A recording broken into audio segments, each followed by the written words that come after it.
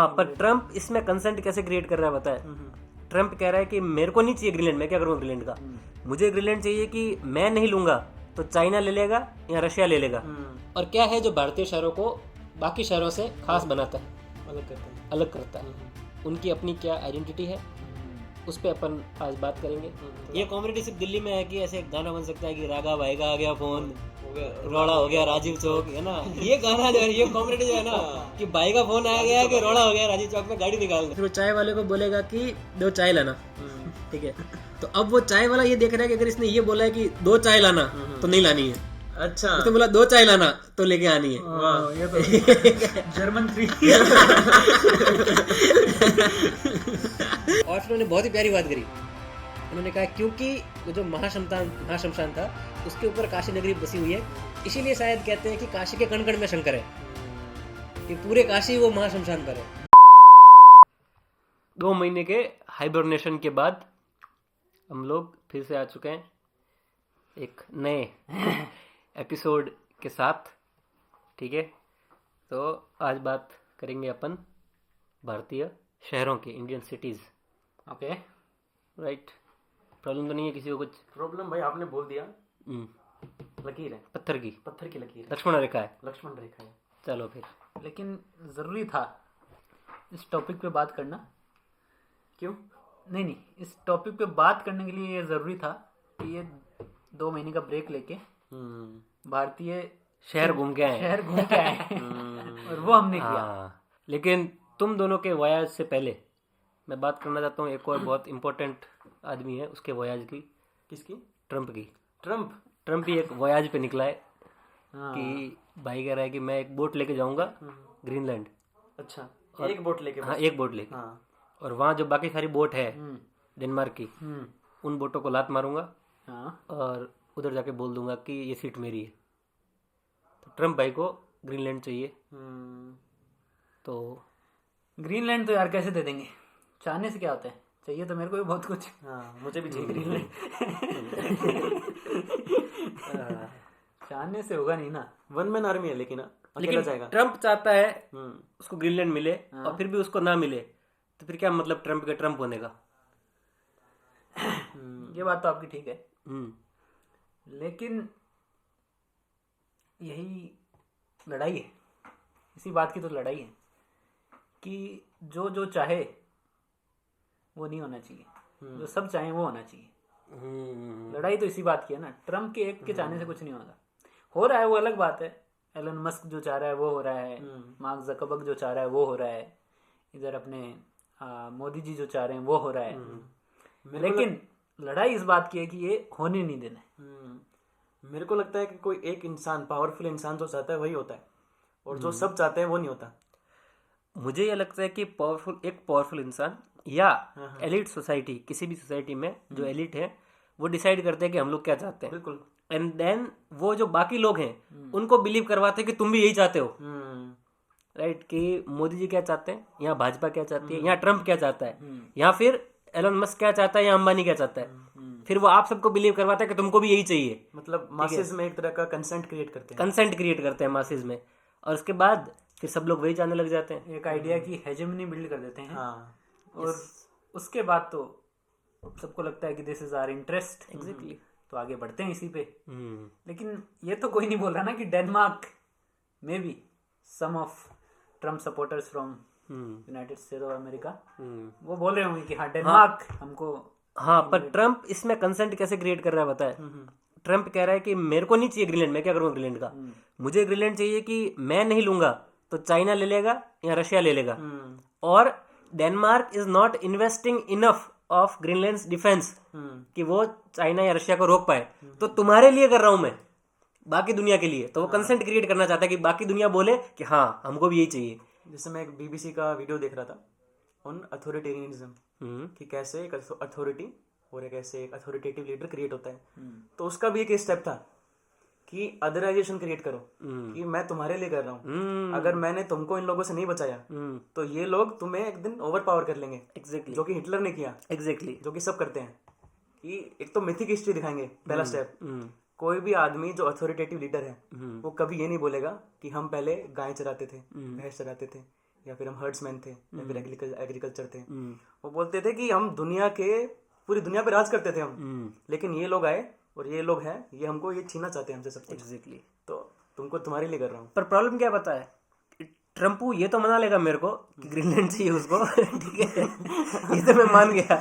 talk about Trump.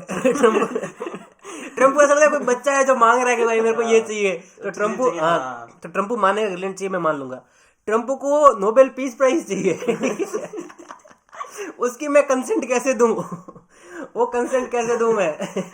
वो तो यार, वो तो छीनने को तैयार हो गया, उसने जितने भी पैतरे हैं सारे आजमा लिए कि नोबेल पीस प्राइज मेरे पास आ जाए। एक तो वेनेजुएला वाले का भी वो था ना, मिला था उनको Nobel peace prize, opposition leader थी वेनेजुएला की, तो उसने दे दिया ट्रम्प को, ट्रम्प ने उसको एक्सेप्ट कर लिया कि मेरा है आज से। और नोबेल कमेटी कह रही ऐसा थोड़ी होता है, ऐसे ट्रांसफर थोड़ी होता है। लेकिन ट्रम्प ने तो लिख दिया अपने नाम, विकिपीडिया पेज आ गया। वो अभी जब वो फेक विकिपीडिया पेज है, एडिटेड है, उसका फिर ट्रम्प ने लगा दिया कि, लेकिन जब उसने अभी कहीं तो इसने चेंज कर दिया था ना कि प्रोविजनल लीडर ऑफ दिस, कहाँ पे अभी अटैक किया था, अभी वेनेजुएला में किया, हाँ, तो वहाँ पे लिख दिया था ना कि नहीं, हाँ, वो एडिटेड विकिपीडिया पेज है, ठीक है, लेकिन ट्रम्प ने उसको अपने ऑफिशियल अकाउंट से पोस्ट किया, उसका स्क्रीनशॉट है ना, है एडिटेड, लेकिन ट्रम्प ने पोस्ट किया। मुझे सबसे मजा आया जब वो मैक्रोन का चैट्स उसने वो किया लीक, ट्रम्प ने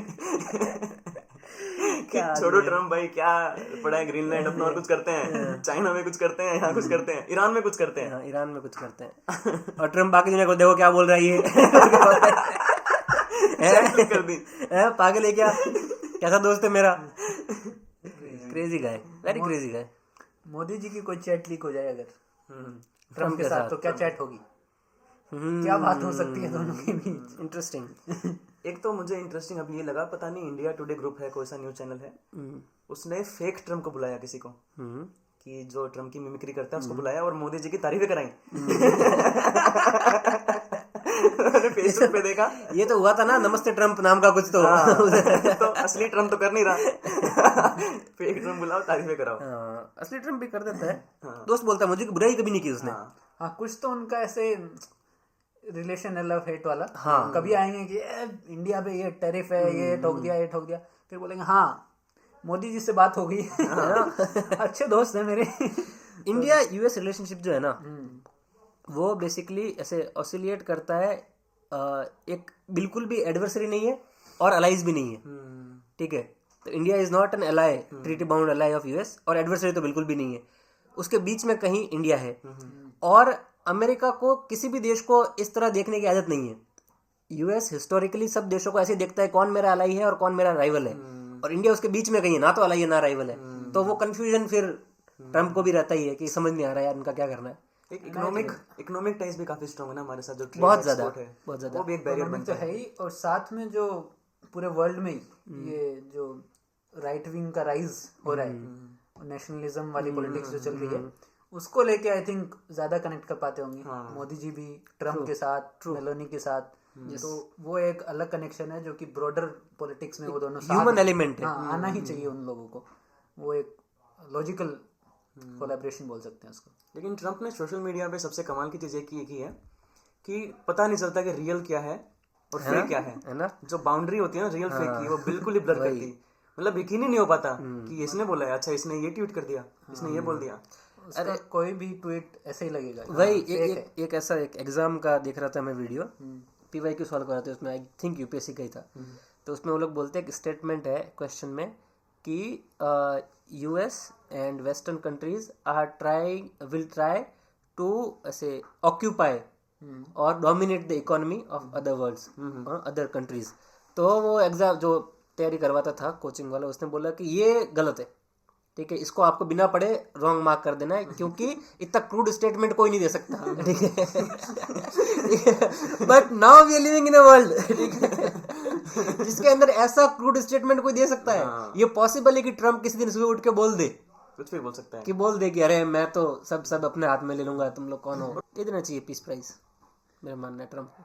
हाँ, एक बार पीस प्राइज दे दो, मतलब हाँ, मतलब ओबामा को दिया था ना, ओबामा ने भी कुछ से तीर नहीं मारे थे बहुत बड़े दुनिया में, और इसी ट्रम्प को प्रॉब्लम यही है एक्चुअली कि ओबामा को किस बात के लिए दिया था, तो नोबेल कमेटी का जवाब है किसी बात के लिए नहीं, ऐसे ही दिया था। वो कह रहा है एग्जैक्टली मैंने भी कुछ नहीं किया है, ओबामा ने भी कुछ नहीं किया है, हम दोनों ने कुछ नहीं किया है, तो फिर क्या प्रॉब्लम है?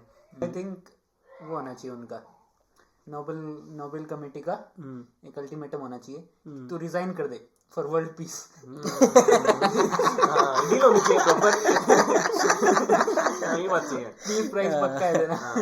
डोनाल्ड ट्रम्प को एक कंडीशन में पीस प्राइज मिल सकता है, if you are listening to us mister president, resign कर दो, पीस प्राइज मिल जाएगा आपको। पीस प्राइज पक्का है आपका। यही मुझे लगता है ट्रम्प को ही प्रॉब्लम है, उसको समझ में आ रहा है कि अथॉरिटी किसके पास है। ट्रम्प को लगता है कि ऐसे मैं बोलूंगा प्राइम मिनिस्टर को नॉर्वे के, तो मेरे को मिल जाएगा पीस प्राइज। मैंने भी एक देखा था, ऐसे कुछ दिखाने की कोशिश कर रहे हैं किसी को, कोई लीडर है उसको ऐसे मोदी जी ऐसे कुछ दिखाना चाह रहे हैं ऊपर, और वो दिखा रहे हैं कि वो देखे और फोटो खिंच जाए। हाँ ऐसा कहीं देखा था मैंने। हाँ लेकिन वो फोटो खींच नहीं रहा, तो बार बार उसको बोल रहा है अच्छा सा पोज नहीं आ रहा, तो बार बार बोल रहा है देखो देखो कुछ है वहाँ। ऑप्टिक्स तो क्रिएट करने पड़ते हैं पॉलिटिक्स में। इंदिरा गांधी मोदी जी ने बहुत कुछ, मतलब बहुत सारी गालियां देने के बावजूद नेहरू से और इंदिरा गांधी से बहुत कुछ सीखा है। So, इंदिरा गांधी ऑप्टिक्स बहुत यूज करती थी। जैसे अगर वो इंदिरा गांधी कभी रायबरेली चली गई या यूपी में कहीं पे भी चली गई, अमेठी चली गई, तो वो अपने सर पे घूंघट कर लेती थी, ऐसे सर पे पल्लू कर लेती थी। तो क्रिएट द ऑप्टिक्स की बहू हूँ मैं, क्योंकि नेहरू जी यहाँ से लड़ते थे और फिर अब मैं लड़ रही हूँ और मेरी शादी हो गई है, तो फिर ठीक है ऐसे रहूंगी मैं। हाँ ऑप्टिक्स तो फंड है ही पूरा, जो कोविड रिलीफ फंड इकट्ठा हुआ था वो पूरा ऑप्टिक्स में। वो तो आउट ऑफ ऑप्टिक्स से दिखाई नहीं दे रहा कहीं। बट कमिंग बैक, ठीक है, coming back from the politics. पूछनी थी मुझे कि आप लोग अभी बुक फेयर गए थे तो क्या क्या लिया? हाँ बुक फेयर से मैंने किताबें ली इस बार। किताबें इंटरेस्टिंगली इस बार मैंने किताबें ली, और एक जो रह गया जो करना चाहिए था, मोदी जी के साथ फोटो नहीं ले पाया। आए थे मोदी जी?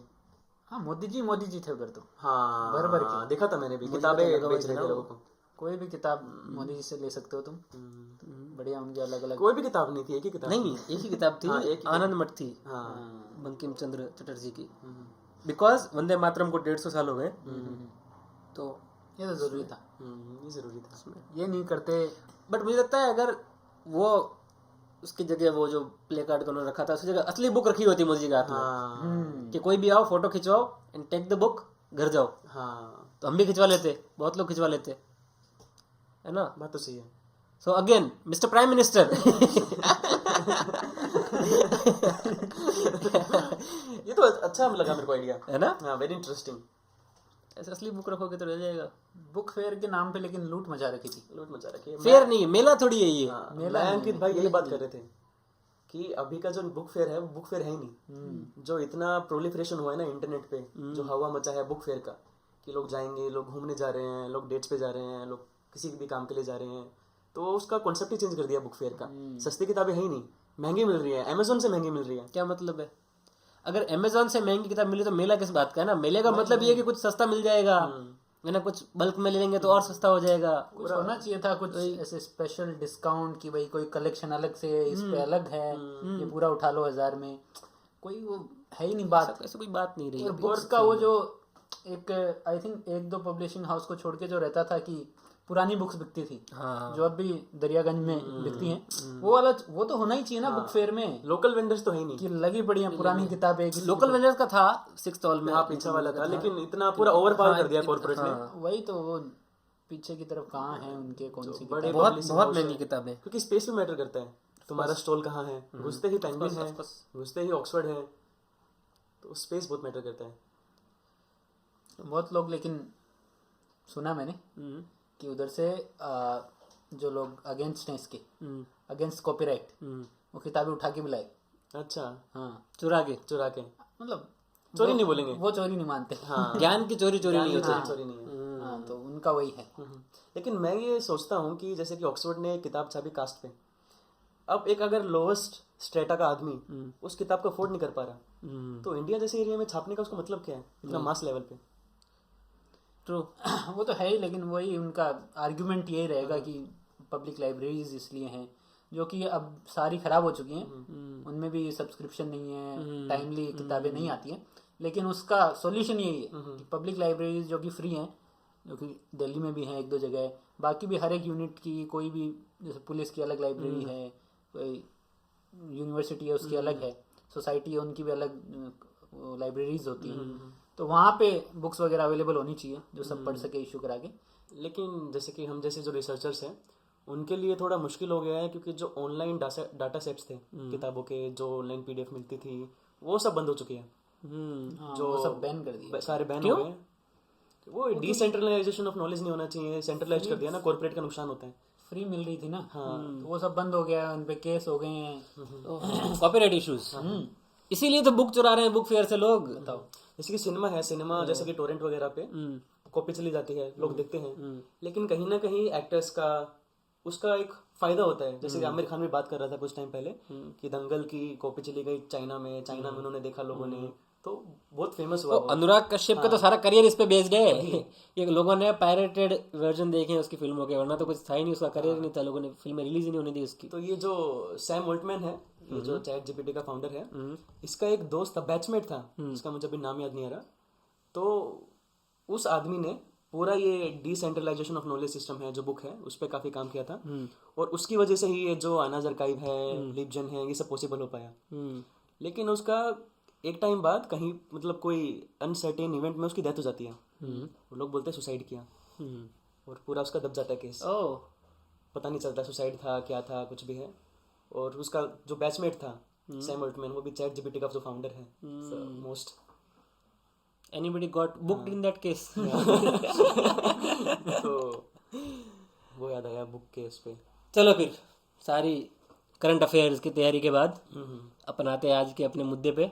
मुद्दा क्या है आज का? मुद्दा है इंडियन सिटीज, भारतीय शहरों की बात होगी आज, जो कि अपनी संरचना में, अपने आर्किटेक्चर में वेस्टर्न शहरों से काफी अलग है। ऑल्दो भारत में शहरों का हिस्ट्री जो है वो बहुत पुराना है, क्योंकि सिंधु घाटी सिविलाइजेशन के जो शहर थे वो उस टाइम पर भी आज के बहुत सारे शहरों से, एटलीस्ट भारतीय शहरों से काफी आगे थे। बट अभी जो शहर हैं हमारे बड़े बड़े मेट्रो सिटीज, चाहे दिल्ली, मुंबई, चेन्नई, कोलकाता, या फिर छोटे मोटे शहरों Tier 2, Tier 3, वो किस तरह के शहर हैं और वेस्टर्न शहरों से कितने अलग हैं, और क्या है जो भारतीय शहरों को बाकी शहरों से खास बनाता है, अलग करता है, उनकी अपनी क्या आइडेंटिटी है, उस पे अपन आज बात करेंगे। तो सबसे पहले तो फेवरेट सिटी। मैं ज़्यादातर शहरों में इतना घूमा नहीं हूँ, तो जितना मैं घूमा हूँ उसके हिसाब से मुझे बॉम्बे काफ़ी पसंद है, specially south Mumbai. South Mumbai एक ऐसा शहर है मुझे काफ़ी पसंद आया। हाँ, in terms of safety, in terms of public reactions और इंटरेक्शंस, और जैसे लोग बातें करते हैं ऐसा इंटिमिडेट नहीं होते लोगों से बात करके, उन काफ़ी सारी चीज़ों को देखते हुए like south Mumbai. South Bombay के लोगों से इंटिमेट नहीं, वहाँ के बिल्डिंग से इंटिमेट हो जाता हूँ। हाँ, कि ऐसा लगता है कि पूरी जिंदगी कमा कर भी पॉसिबिलिटी ये है कि हम कभी इस बिल्डिंग में नहीं रहेंगे।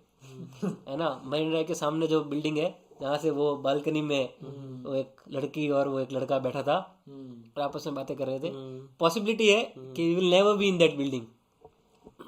सो वो बिल्डिंग्स जो है वो इंटिमिडेट कर सकती है, डिस्पैरिटी साइकोलॉजिकल लेवल पर तो पॉसिबिलिटी की। लेकिन अच्छी बात यही है कि पॉसिबिलिटी ये भी है कि उधर बैठे हो।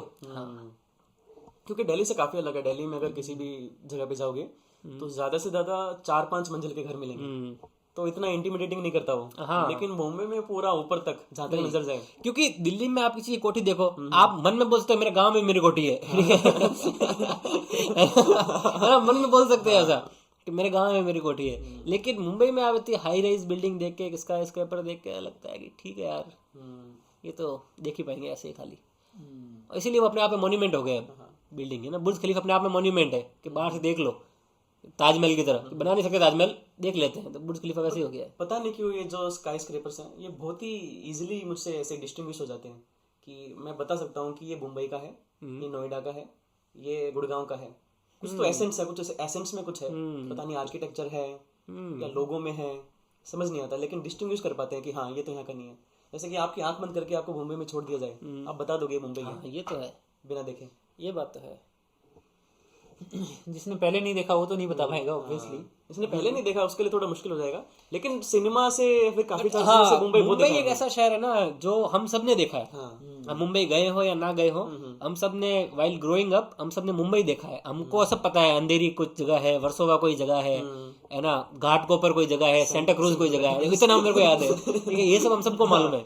एंड आफ्टर 2012 और 2013 अभी दिल्ली की जगह भी सबको पता है। सबको पता है राजीव चौक कोई जगह है, रोहिणी कोई जगह है, द्वारका, यमुना पार, जमुना पार, ये सब सबको पता है अभी। But your favourite city?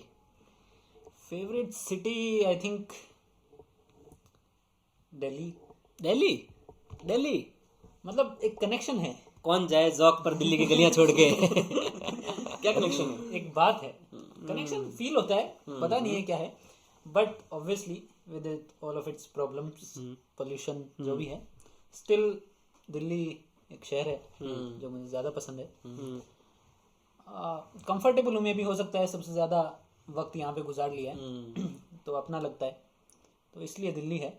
बाकी बॉम्बे आउट से अच्छा है, but something is very awkward, very lonely about Bombay, जो दिल्ली में नहीं है। एक जो कमराडरी वाली फीलिंग है ना, वो फीलिंग आपको बॉम्बे में बहुत कम आती है। मे भी वहाँ के लोकल्स को आती है, क्योंकि दिल्ली में एक डिस्टिंक्ट कल्चर हो सकता है दिल्ली का, लेकिन आप देखो कॉस्मोपॉलिटनिज्म के हो सकता है। बॉम्बे में कॉस्मोपॉलिटन वाले वैल्यूज वाले लोग ज्यादा रहते होंगे, लेकिन दिल्ली में आप देख सकते हो कि जिस लैंग्वेज में आप बात करते हो, at least for people who belong to north India, उनके लिए कि हाँ यहाँ पे बातें भी वैसे ही हो रही है, लैंग्वेज भी वैसी लैंग्वेज मुझे लगता है काफी कुइजीन भी वैसा है। ठीक है, आप तो इसलिए मे बी मेरे को कॉमरेडरी वाली फीलिंग आती है। बॉम्बे में आई थिंक उनका जो कल्चर था, चाहे वो लैंग्वेज को लेके हो, खाने को लेके हो, वो दिल्ली के जितना अभी डिसिपेट नहीं हुआ है, अभी भी है लोगों में। एथनिसिटी बाकी है, एथनिक एंगल है वहाँ के सिटी में। अभी भी वहाँ पे आप जान सकते हो कि हाँ यहाँ पे ये लोग हैं, ये लोकल हैं। ठीक है, दिल्ली में नहीं बता सकते कि कौन यहाँ का लोकल है जो रह रहा है 20 साल से 30 साल से, और कौन यहाँ पे अभी नया आया है। बहुत जल्दी घुल मिल सकते हो।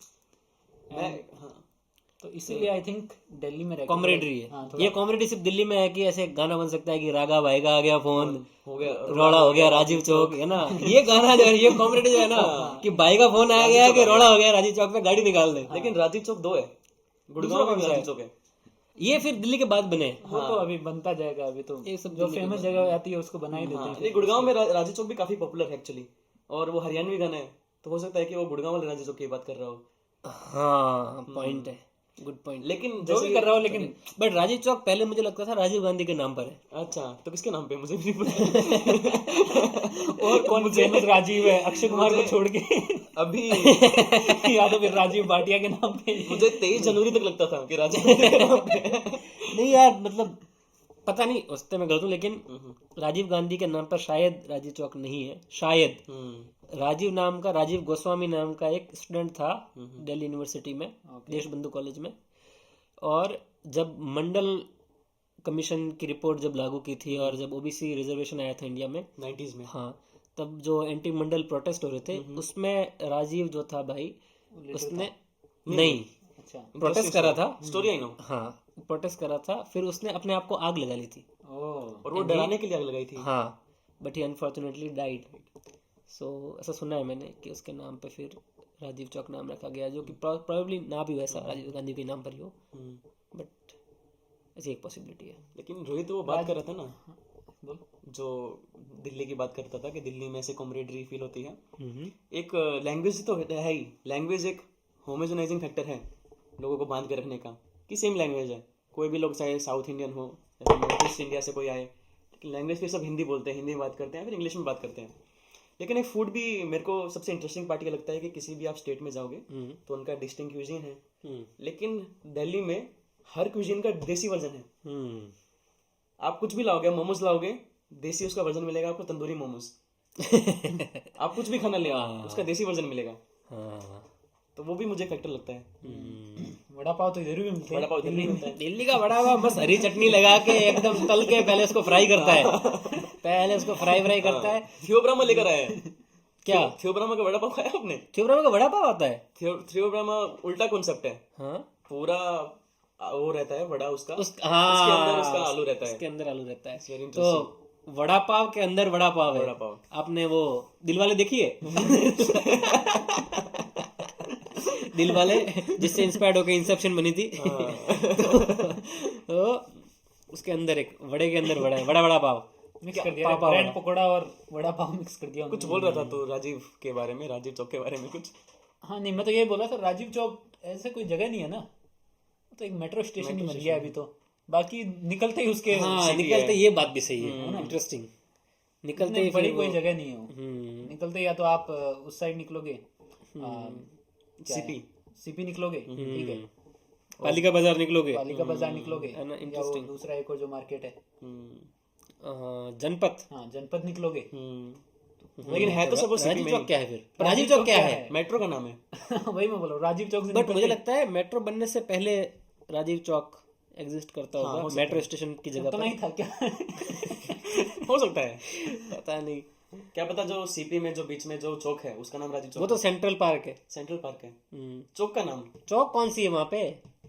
रोड़ा हो गया राजीव चौक। ये तो हमारी बातचीत चौक हो गई। कॉन्ट्रडिक्शन आ गई। मेरा फेवरेट शहर पर जोधपुर है। मुझे लगा उदयपुर होगा। उदयपुर अच्छा शहर है।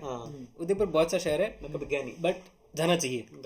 उदयपुर ह्यूमिडिटी छोड़ के, गर्मी आर्मियाँ छोड़ के, बढ़िया सर्दी के मौसम में उदयपुर बहुत मस्त, बहुत प्यारा शहर है। और मतलब सच में इतना प्यारा, सोचो कि आपको शाम को टाइम पास करने का मूड है, एक काम करता हूँ, झील पे जाके बैठ जाता हूँ, है ना, झील के किनारे जाके, लेक के किनारे जाके बैठ जाता हूँ, बोटिंग करके आ जाता हूँ, है ना। सच यूनिक एक्सपीरियंस, प्रिविलेज है ये अपने आप में। और बहुत छोटा सा शहर है, एकदम बहुत ही छोटा सा, प्यारे प्यारे लोग।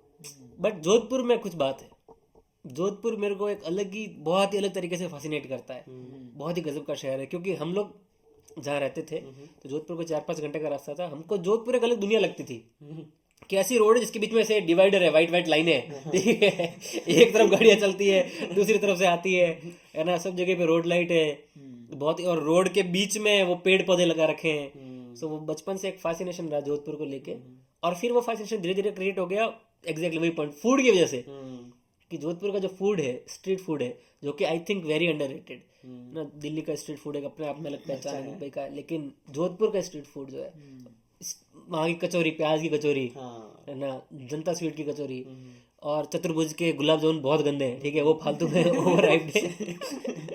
फालतू गुलाब जामुन है, एकदम बिल्कुल कच्चे, किसी काम की नहीं है। बट जोधपुर में जो ये जूस कॉर्नर होते हैं ना, मुझे सबसे अच्छे जोधपुर के लगते हैं। है जोधपुर का जूस कॉर्नर, मैंने काफी जगह जूस पिया, ऑब्वियसली जूस सब पीते हैं हर जगह पे, हर शहर में, लेकिन जोधपुर का पता नहीं कैसे बनाते हैं वो लोग।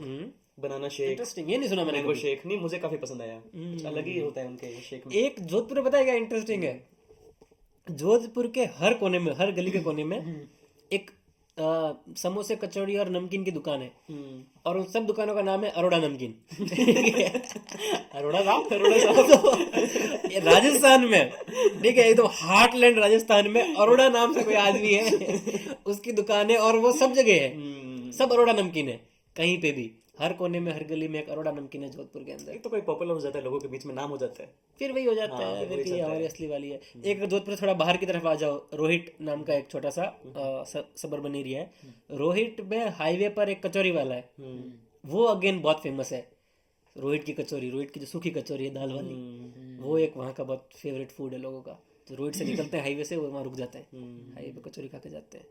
लेकिन चांदनी चौक का भी जो फास्ट फूड है, स्ट्रीट फूड है, वो भी काफी अभी धीरे धीरे डिग्रेड होता जा रहा है। मैंने शुरू में खाया था, मतलब पहली बार खाया तब ठीक था, दूसरी बार में लगा कि क्यों खा रहा हूँ, ठीक है, तीसरी बार में लगा कि कभी नहीं खाऊंगा, तो डे बाय डे खराब होता गया। मैं गया था चांदनी चौक लास्ट टाइम, तो देखा एक फॉरनर समोसा लेके ऐसे घुमा के वीडियो बना रहा है। उनसे समोसा घुमा रहा है, इसको किधर से भी घुमाओ सेम लगता है। बोला खा के देख, फिर पता चलेगा इसके अंदर आलू कैसे गया। आलू कैसे डाला है? ये वो गाय ने दीवार पे कैसे गोबर किया।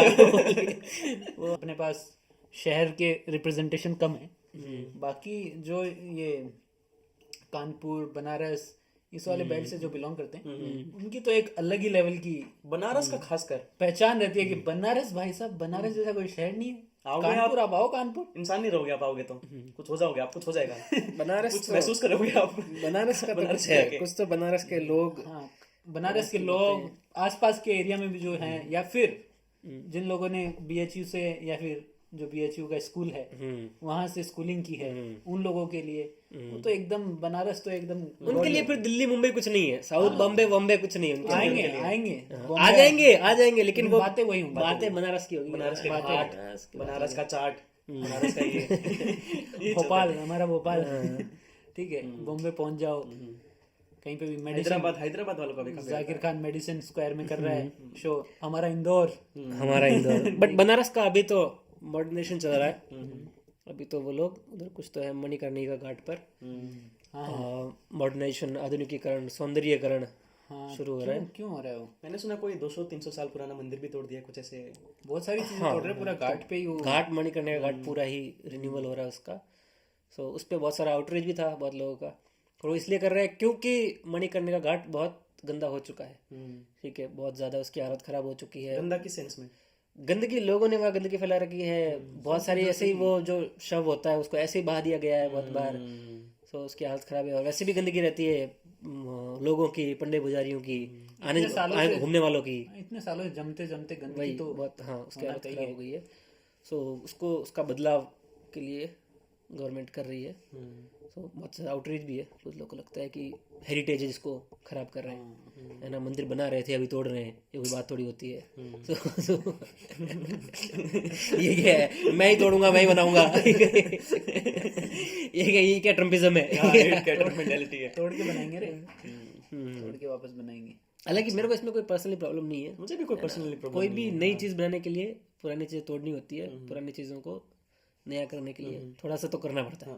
लेकिन एक रेनोवेशन होता है, एक रिकंस्ट्रक्शन होता है, उन दोनों में भी थोड़ा मीनिंग चेंज रहता है। रेनोवेशन, हाँ वो तो है ही, लेकिन इम्पोर्टेंट पॉइंट है कि इसमें स्टेक होल्डर्स कौन है, वायदा किसको। जैसे ऐसे तो जंगल भी काट के बना ही रहे थे, लेकिन बात वही है ना कि किसको दे रहे हैं और किस यूज के लिए दे रहे हैं। पार्टी इन्वॉल्व अगर वो वही है कि उसको बेटर करके एक जो बनारस की इमेज है उसको रखते हुए कुछ नया बना रहे हैं कि हाँ भाई इसी को कर रहे हैं, तो अलग बात है। लेकिन वही दे दिया मॉल बनाने के लिए, हाँ, मतलब वो तो नहीं दे रहे जब तक, जहाँ तक मुझे पता है। ऐसा अगर है तब तो कोई फायदा नहीं है उसका, बट मॉल वगैरह तो नहीं बना रहे। घाट का ही रिन्यूएशन टाइप का कुछ कर रहे हैं, उसको रिनोवेट कर रहे हैं। सो ऐसा कहीं में पढ़ा भी था। व्योमेश शुक्ल काशी के एक बहुत ही नागरिक प्रजानी सभा एक जो है उसके प्रधानमंत्री भी हैं, और वो लोग इस पे काशी पे बहुत ज़्यादा, काशी वाले होते भी ऐसे ही है, काशी के बारे में बहुत ज़्यादा ऐसे अवेयर रहते हैं। तो उनका भी था कि वो जो मणिकर्णिका घाट है वो प्राचीन महाशमशान नहीं है बनारस का। देखिए, वो 150-200 साल पहले मुश्किल किसी ने खरीदा था वो ज़मीन, और वो वहाँ पे बनाया था। और जो एक्चुअली जिसके लिए आउटरीच है कि महाशमशान है, पुराना है, प्राचीन है, तो वो कह रहे इतना प्राचीन नहीं है, बहुत एकदम नया है, मॉडर्न है। और जो प्राचीन महाशमशान था काशी का, उसके ऊपर आज की काशी नगरी बसी हुई है। ठीक है, और फिर उन्होंने बहुत ही प्यारी बात करी। उन्होंने कहा क्योंकि वो जो महाशमशान था उसके ऊपर काशी नगरी बसी हुई है, इसीलिए शायद कहते हैं कि काशी के कण कण में शंकर है, कि पूरे काशी वो महाशमशान पर है। सो अभी जो मणिकर्णिका घाट इसको हम शमशान समझते हैं पुराना, वो बहुत ज्यादा पुराना नहीं है, वो अभी बना है, 150-200 साल ही हुए उसको। सो इतना ज्यादा प्रॉब्लम वाली बात नहीं है। ठीक है, होना चाहिए, मतलब उस पर्पस के लिए है तो कोई प्रॉब्लम नहीं होनी चाहिए। बट वही है, पार्टी को कॉर्पोरेट इन्वॉल्व हो जाते हैं, फिर किसको दी कॉर्पोरेट वाला मुझे प्रॉब्लम हो जाती है। मेरा एक दोस्त है जेएनयू में, वो बता रहा था कि जो कोर्सेज होते हैं बैचलर्स लेवल पे, कुछ जीई और ऑप्शनल कोर्सेज होते हैं जो कि बाकी जो सेंटर्स होते हैं उनके डिपार्टमेंट में होते हैं। जैसे कि एंथ्रोपोलॉजी है, एंथ्रोपोलॉजी कोई इंग्लिश का जो स्टूडेंट है बैचलर का, उसको पढ़ना है तो वो एंथ्रोपोलॉजी का जो डिपार्टमेंट है वहाँ पे जाके कोर्स को लेता है, ऑप्ट करता है। लेकिन अभी जेएनयू क्या कर रहा है कि वो जो कोर्सेज है उसको किसी प्राइवेट कंपनी को आउटसोर्स कर रहा है, कि कोई प्राइवेट कंपनी होगी वो उसको पढ़ाएगी, और स्टूडेंट्स को रजिस्ट्रेशन करना पड़ेगा 1000 रुपये का पहले तो उसको कोर्स को अवेल करने के लिए। और जो कॉलेज वाले हैं, जेएनयू है, उसका एडमिन भी पैसे देगा कंपनी को पढ़ाने के लिए कि आप बच्चों को पढ़ा रहे हो, जबकि वो फ्री में हो रहा था काम। हाँ। बाकी कोर्सेज में पढ़ा रहे हैं। तो वही बात है कि स्टेक होल्डर कौन इन्वॉल्व है वो मैटर करता है। Again coming back to cities, cities में मेरा एक बहुत इंटरेस्टिंग आपसे वो था, जैसे कि आप बात कर रहे थे, जैसे कि सिविलाइजेशन की बात करते हैं, क्योंकि सिटी को सिविलाइजेशन से भी काफी कंपेयर किया जाता है, साथ में भी यूज किया जाता है सिटी एंड सिविलाइजेशन। तो जैसे कि हम बात करते हैं मेसोपोटामिया की सिविलाइजेशन थी, हिंदू घाटी सभ्यता थी, लेकिन फिर एक वेस्टर्न पर्सपेक्टिव है जो कि ये बोलता है कि ये जो सभ्यताएं थी, ये जो सिविलाइजेशन थी, ये सारी हो गई थी खत्म, और जो यूरोपियन जो आर्किटेक्चर है या फिर यूरोपियन जो इंजीनियर्स हैं, उन्होंने रिक्रिएट किया, री इन्वेंट किया सिटीज को। तो इंडियन में भी जो पॉपुलर सिटीज है वो सब यूरोपियंस लेकर आए। बोलते हैं मुंबई को हमने बनाया, गोवा को पोर्तुगीज ने बनाया, पौंडीचेरी को फ्रेंच लोगों ने बनाया, कोलकाता हमने बनाया, चंडीगढ़ हमने बनाया। और एक दूसरा फिर आता है मुगल वाला, कि मुगल बोलते हैं कि हमने बनाया, जो मुगल हिस्टोरियंस हैं कि दिल्ली हमने बनाया, ये हमने बनाया। तो मेरा सवाल ये है कि आपको क्या लगता है कि दिल्ली का या फिर इंडिया का खुद का एक आर्किटेक्चर है या फिर खुद की कोई सिटी है जो कि मेसोपोटामिया या फिर उनके मेसोपोटामिया नहीं, हिंदू घाटी सभ्यता के बाद आई? पर इसमें इम्पोर्टेंट ये है कि अगर ब्रिटिशर्स बनाए, मुगल बनाए या हम लोग बनाए, है तो वो दिल्ली का ही है ना, वो आर्किटेक्चर तो दिल्ली का ही रहेगा। हो सकता है कि वहाँ से इम्पोर्टेड हो, बट ऐसा भी नहीं है कि सिर्फ इन लोगों ने बनाया, जैसे जयपुर सवाई जय सिंह ने बनाया था। प्रिंसली स्टेट्स का भी रोल है। हाँ, उन लोगों ने भी बनाया, ऐसी बात नहीं है कि मुगलों ने बनाया है, सिर्फ अंग्रेजों ने बनाया है। अंग्रेजों के आने से पहले हमारे पास बहुत सारे शहर थे। बनारस अपने आप में बहुत पुराना शहर है, जयपुर बहुत पुराना शहर है, ऐसे और बहुत सारे पुराने पुराने शहर होंगे। बट हाँ, ये जरूर है कि अभी जो शहर हम बना रहे हैं, नए शहर, वो तो ऑब्वियसली वेस्टर्न मॉडल पे ही बन रहे हैं सारे शहर, सारे नए शहर उसी मॉडल पे बन रहे हैं। बट अपना आर्किटेक्चर भी है, ऐसी बात नहीं है, बहुत ही डिस्टिंक्ट। अब जैसे तुमने कहा ना, अलग अलग दिखता है, दिल्ली का अपना एक डिस्टिंक्ट स्टाइल है और दिख जाता है कि फिर वो तो होगा ही ना कि आर्किटेक्ट वहां से आए होंगे, जो भी आए होंगे, लेकिन इंस्पिरेशन इंडियन रही होगी। जैसे कोई भी अगर पुराना वो भी देखो, जैसे कोई भी बिल्डिंग वगैरह है, उसमें भी जो कार्व कर देते हैं, उसमें देवताएं कार्व किए हुए हैं, ठीक है, उनमें पुराने पुराने जो भी थे उनके रीजनल गॉड्स हो गए, उन सबको कार्व कर दिया। तो वो चाहे ब्रिटिशर्स ने बनाए हो, चाहे बाहर से आके आर्किटेक्ट ने बनाए हो, लेकिन वो इंस्पिरेशन इंडियन एलिमेंट रहता ही है, डाला ही था उन्होंने। जैसे उन्होंने संसद अपनी जो पुरानी थी वो बनाई तो दूसरे लोगों ने वेस्टर्न आर्किटेक्ट से बनाई थी, बट संसद जो डिजाइन है वो हमारे 64 योगिनी मंदिर से ली हुई है। तो डिजाइन यही का है, 64 योगिनी मंदिर का ही, उसी को इम्प्लीमेंट किया एक वेस्टर्न आर्किटेक्ट ने।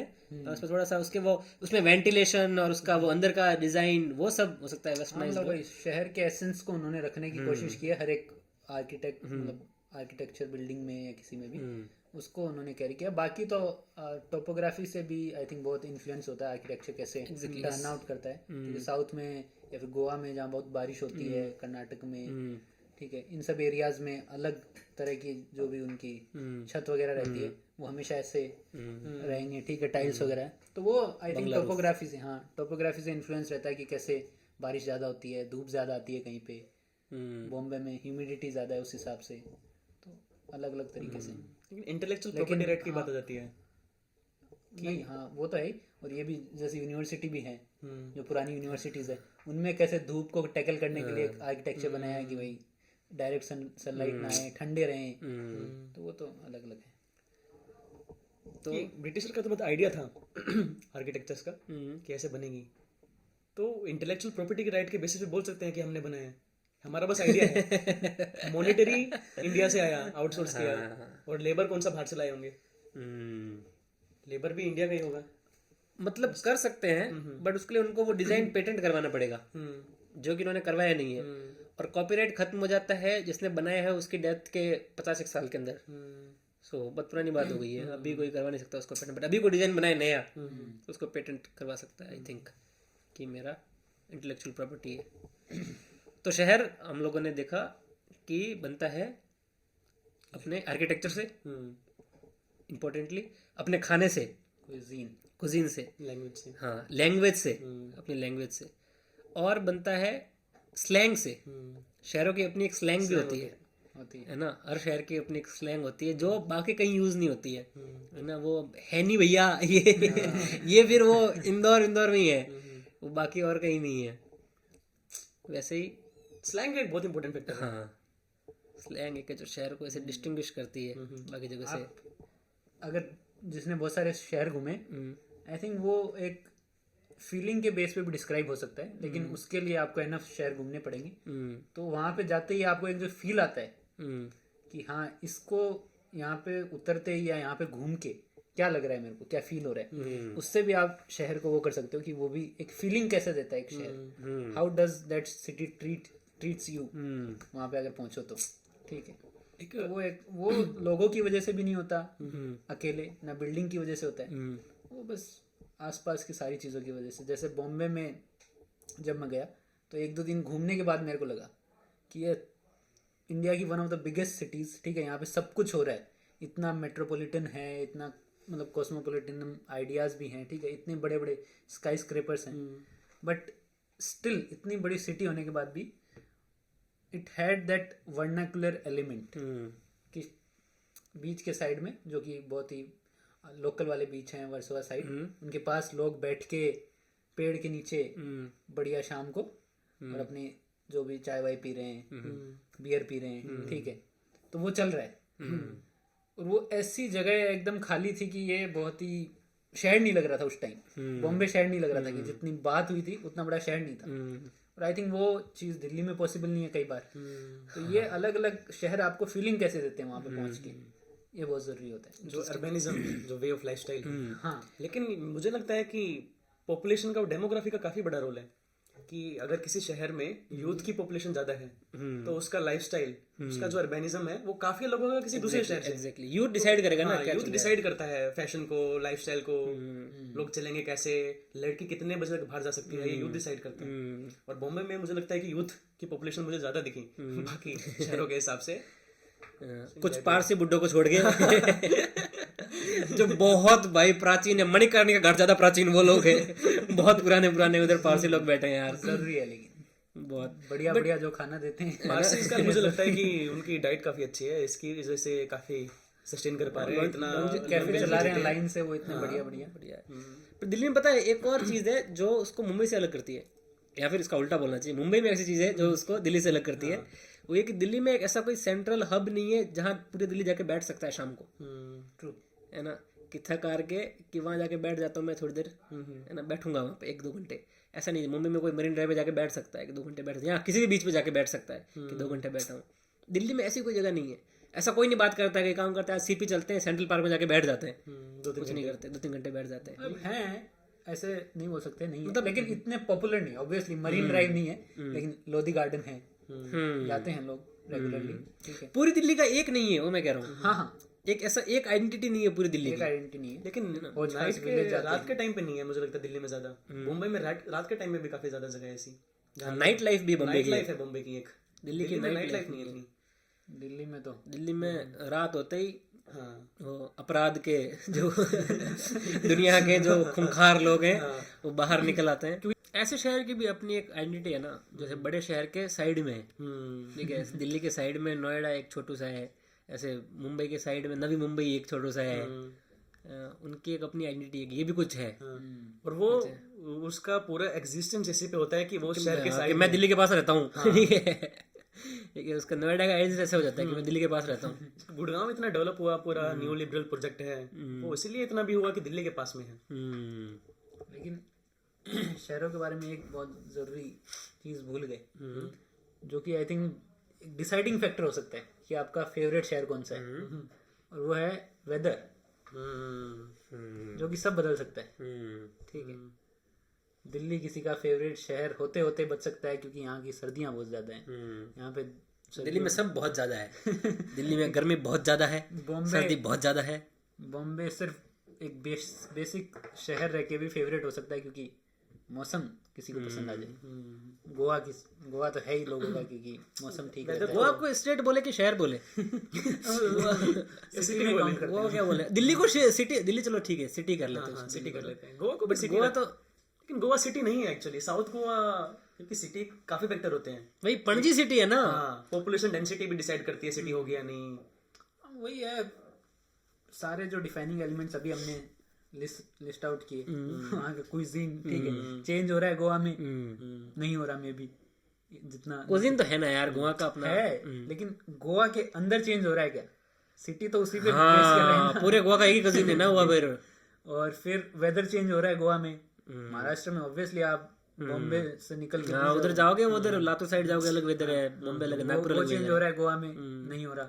जो वहाँ के वो है अट्रैक्शंस हैं, जैसे बीचेस है, वो चेंज हो रहे हैं कि इधर भाई बीच है, इधर बीच माउंटेन, तो शहर ही है गोवा। शहर ही है वो, गोवा कुल मिला के शहर है। लेकिन गोवा का खुद का कुजीन क्या है? कोंकणी फूड है ना उनका अपना। अच्छा, हाँ, कोंकणी खाना, जैसे कि मैं मालवण गया था, जैसे अपन ने खाई थी वो एक बार, मालवण गया था जब मैंने खाया था। हाँ जो सोल कड़ी खाई ना तुमने, वो सोल कड़ी उनका कोंकणी। गोवन थाली भी था वहाँ पे, लेकिन आई थिंक ज्यादातर उनके जो क्विजीन्स होंगे वो सी फूड उसमें बहुत लेकिन ज्यादा। फिर उसका जो ओरिजिन हुआ वो महाराष्ट्र में हुआ या फिर गोवा में हुआ? मतलब आई थिंक महाराष्ट्र गोवा को छोड़ के कोंकण वाले एग्जैक्टली एथनिसिटी के बेस पे वो हुआ होगा। उसके बाद फिर वो मतलब क्योंकि ये जो डिमार्केशन है, पॉलिटिकल डिमार्केशन की गोवा गोवा है, वो तो बहुत बात की बात गोवा में है। मुझे ये वाला जो बेल्ट है यूपी और बिहार में, क्या बोलते पूर्वांचल, तो ये तो दोनों स्टेट को क्रॉस करता है, लेकिन वो बेल्ट वाले लोग आपस में आइडेंटिफाई करते हैं, तो वैसे कोंकण वाला है कोस्ट का।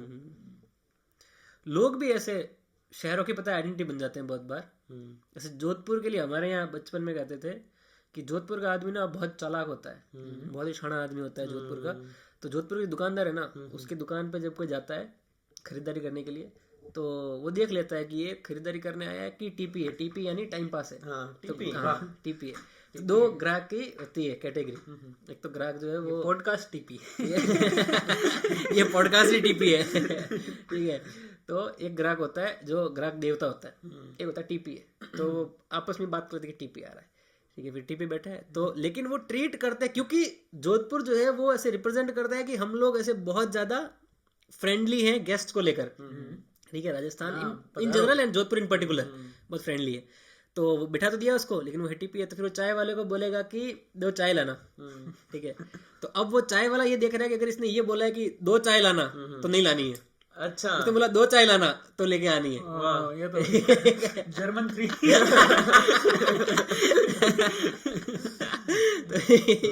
ये जोधपुर का अपना है कि 2 चाय लाना मतलब नहीं लानी है, 2 चाय लेके आना मतलब लेके आनी है। और एक और है कि जोधपुर के लोग कंजूस बहुत है, हद कंजूस लोग हैं। तो जोधपुर लेकिन उनको बड़ा चढ़ा कर बोलने का बहुत शौक है, फेंकने की बहुत ऐसे मजा आता है उन लोगों को। तो जोधपुर में किसी के आप जोधपुरी आदमी के घर जाओगे तो वो अपने घर पे बात करता करता बोलेगा कि बेटा मेहमान आए ना, तो वो जो अपने रसोई है उसके अंदर जो कैबिनेट है इसमें वो चांदी के बर्तन रखे हैं, उसके साइड में जो काजू का डब्बा पड़ा है उस काजू के डब्बे के साइड में चाय पत्ती पड़ी होगी। तो एक काम कर, तेरी हाइट नहीं पहुंच रही होगी तो तू काजू की जो बोरियां पड़ी है अपनी उसके ऊपर एक बादाम की बोरी डाल, उसके ऊपर खड़ा हो जा, फिर वो जो घी का डब्बा उसको साइड में कर, और फिर चाय पत्ती निकाला, चाय बना के ले आ फटाफट दो, क्योंकि मेहमान आए घर पे। तो ऐसे एक इमेज है जोधपुर की। हर सिटी की होती है। हाँ, ऐसी हर सिटी की होती है। कहीं भी अभी टूरिस्ट प्लेस पे जाओगे, शिमला, मनाली, उत्तराखंड में गए, ऋषिकेश चले गए, तो एक दिल्ली एनसीआर वालों की इमेज है उनके माइंड में कि ये लोग आते हैं ना, ये लोग पूरा खराब कर दिया, हमारा कल्चर पूरा खराब कर दिया, इन लोगों को दूर रखो, छाप छोड़ जाते हैं। छाप छोड़ जाते हैं। वो वाला रहता है। एक लेबलिंग भी हो गया ना कि गुड़गांव का कोई आदमी आएगा शिमला में घूमने तो ऐसे बदमाशी करेगा, और फिर करनी पड़ती है मजबूरी में। हाँ। यार क्या है यार, गुड़गांव वाला नहीं मानता। हाँ, कि मेरी आइडेंटिटी की बात है ये, ठीक है, मेरी पहचान की बात है। तो अब मैं असर्ट करके जाऊंगा कि हाँ भाई आया था मैं यार, कि अब दिख रहे हैं मेरी गाड़ी के निशान, टायर के निशान दिख रहे हैं बीच पे, ये मैं ही था। ऐसा करना पड़ता है मजबूरी में। लेकिन वहां पर भी तो बॉम्बे वालों को भी तो जबरदस्ती थप्पड़ मारने पड़ते हैं। मराठी बोलते हैं मारने पड़ते हैं, उनकी आइडेंटिटी मारने पड़ते हैं, असर्ट करनी पड़ती है। एग्जैक्टली। वो अगर अभी डिस्टिंग्विश करके रखना पड़ता है कि अब मान लो कोई ऐसे मराठी आदमी अपने को मिले, अब बोले मराठी आती है, ऑब्वियसली नहीं आती, मतलब इतनी तो नहीं आती कि तेरे से बात करूं, तो वो मेरे को थप्पड़ ना मारे तो मैं ये समझूंगा ना मराठी नहीं होगा, मराठी नहीं होगा, है ना। वो कैसे प्रूव करे कि मैं मराठी हूँ? तो उसको थप्पड़ मारना पड़ता है। थप्पड़ मारा, प्रूव हुआ, ओ मराठी हो गया आप। पहले बताना था सर, ये वाली बात है। तो ऐसा करना होता है। सो ऐसी अपनी अपनी आइडेंटिटी है। मुंबई में लोग थप्पड़ खाते हैं, दिल्ली में लोग मार खाते हैं, गुड़गांव में तो खाते ही खाते हैं। एक सिटीज में एक सबसे फैक्टर काफी जो प्रेवलेंट है वो है लोकल्स का। हर सिटी में एक लोकल्स होते हैं और एक होता है अदर्स। Very interesting. वो इतना ज्यादा प्रोमिनेंट है ना, जैसे गुड़गांव का मैं हूँ, गुड़गांव में लोकल्स हैं और जो बाकी पॉपुलेशन है। तुम लोग लोकल नहीं, मैं भी लोकल नहीं हूँ, मैं भी बाहर से आया हूँ, हरियाणा से आया हूँ मैं। अच्छा, ठीक है। अच्छा, गुड़गांव हरियाणा नहीं है। जो बाहर से आए हैं उनका बिल्कुल एडराइजेशन है, और ये चीज कॉर्पोरेट में भी काफी सोलिडिफाई, काफी कॉन्फ्लिक्ट हो रही है। कॉर्पोरेट में लोकल को लेते नहीं थे कि लोकल तो यहाँ का भाई अपना असेट करेगा, उसका एरिया है। तो एक स्पेस की बात हो जाती है कि मेरा स्पेस है, मेरा एरिया है, मैं यहाँ सबसे पहले आया, तो मुझे राइट मिलना चाहिए यहाँ पर कॉर्पोरेट में सबसे पहले नौकरी मिलने का होना चाहिए मेरे पास। बिल भी लेकर आए थे, हरियाणा में बिल भी आया था कि 70% एक वो लगना चाहिए, लेकिन वो चलो पास नहीं हुआ। लेकिन फिर जो बिहारी पॉपुलेशन है, जो झारखंड से लोग आते हैं, उनको काफी ज्यादा फिर फेस करना होता है, एक्सप्लॉयटेशन या फिर मारपीट होती है, कुछ भी होता है कि वही लोकल्स वाला। और लोकल कोई नहीं है। गुड़गांव भी एक नई सिटी है, गुड़गांव में पहले गांव था, मतलब वो गांव के लोग तो लोकल होंगे ना, गांव के लोग लोकल होते हैं, गांव का वाला ये सीन होता है कि वैसे सब जगह मुंबई में फिर वही है ना, जो मराठी लोग रहते हैं वहाँ पे वो लोकल है। दिल्ली का कौन लोकल है? दिल्ली का कोई लोकल नहीं। दिल्ली का लोकल कौन? दिल्ली का लोकल तो उधर चांदनी चौक पे वो सुरमा बेच रहा है। हाँ, बाकी दिल्ली का कौन लोकल है? दिल्ली में भी आई थिंक आधे से ज्यादा दिल्ली अभी बना है, 20 साल पहले 25 एक्सपेंड साल हो रहा है दिल्ली काफी। ट्रू। कहाँ थे दिल्ली में? 2-4 छोटी मोटी कम्युनिटी थी इधर उधर जो दिल्ली बोलते थे। पुरानी दिल्ली से नई दिल्ली हुई, अब तो सब दिल्ली एनसीआर हो गया है।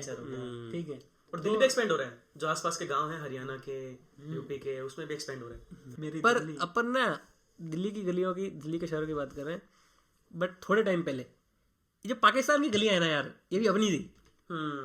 लाहौर की गलियां भी अपनी थी।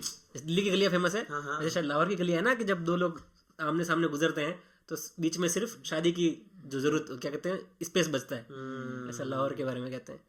लाहौर में ऐसी पतली सी गली, किसी और शायर ने कहा होगा, पता नहीं, कोई जौका भाई मौक किसी ने तो कहा होगा। है ही, लाहौर दिल्ली है, कराची बम्बई है, तो वो भी एक शहर थे। लेकिन शहर को राइटर्स और जो फिल्म मेकर्स या फिर और कोई लोग होते हैं, ये बहुत पॉपुलर बनाते हैं। हाँ, जैसे कि रत्नागिरी है, मान लो रत्नागिरी से कोई फेमस सिंगर निकल गया, तो उसके नाम पे पूरा हो जाता है कि यार वो वहां से आई है रत्नागिरी, इसलिए रत्नागिरी पॉपुलर है। मुझे लगता है बनारस भी इसलिए ज्यादा फेमस है या फिर इतना ज्यादा बातें होती है, डिस्टिंक्ट कल्चर है, क्योंकि वहाँ पे राइटर बहुत ज्यादा है, लिखने वाले बहुत लोग ज्यादा है। बनारस की पीआर करने वाले बहुत लोग हैं। हाँ, एक लेकिन बहुत ही फेमस तो नहीं बोलूँगा, लेकिन एक इंसिडेंट था कि एक आई थिंक झारखंड में ही है वो जगह, जो कि बहुत फेमस हुई थी रेडियो की वजह से। ठीक है, कि रेडियो पे जब वो लोग करते थे फ़ोन की, ये गाना बजा सकते हैं आप अपना फ़ोन करके, तो लोग फ़ोन करते थे कि भाई हाँ ये गाना बजा देना, और मैं यहाँ से वो बोलते भी थे कि दिल्ली से अगला गाना सपना जी की तरफ से, ऐसे। तो किसी ने फ़ोन किया, आई थिंक झारखंड में ही वो जगह, वहाँ से उसने बोला कि झुमरी तलैया से। ठीक है, किसी ने पहले झुमरी तलैया सुना ही नहीं पूरे इंडिया में, मतलब ऑब्वियसली कुछ लोगों को छोड़ के पता ही नहीं है। झुमरी तलैया नाम सुन के ही फिर लोग पागल हो गए कि अरे झुमरी तलैया क्या, कुछ जगह का नाम है झुमरी तलैया। ठीक है, और जो कि ऑब्वियसली उसका ओरिजिन तो कहाँ से है नाम से, लेकिन फिर वो वहाँ से रेडियो से फिर फेमस हो गया झुमरी तलैया। ऑलमोस्ट बहुत सारे अब तो सब लोग जानते हैं झुमरी तलैया, पता भी नहीं है कहाँ है, लेकिन नाम पता है, झुमरी तलैया नाम सुना है झुमरी तलैया। लेकिन वही है कि शहर इतने हैं, बातें इतनी हैं, लोग कम है, रिप्रेजेंटेटिव कम है। हाँ, दूसरे शहर के लोग चाहिए हमको, रिप्रेजेंटेशन नहीं है ना। दूसरे शहर के लोग यहाँ पे एक दिल्ली स्टैंड बैठा है, एक बॉम्बे वाला बैठा है, ठीक है, इधर जोधपुर से, क्योंकि हम अब साउथ की तो सारी सिटी छूटी गई, बेंगलोर का क्या, बेंगलोर की कौन बात करेगा? बेंगलोर इतना बड़ा। तो दिल्ली, मुंबई और जोधपुर, इसके अलावा किसी शहर से जो पहला कमेंट आएगा उसको गेस्ट बुला लेंगे। हाँ, वाह, opportunity, big opportunity, very big opportunity, नए फ्लैट में। ठीक है, प्रभात भोपाल साहब के रिकमेंडेड चैनल पे आपको जगह मिलेगी पैनल में। ये बात है। So we have been recommended shout out, got a shout out. We got a shout out from Prabhat Bhopal sir.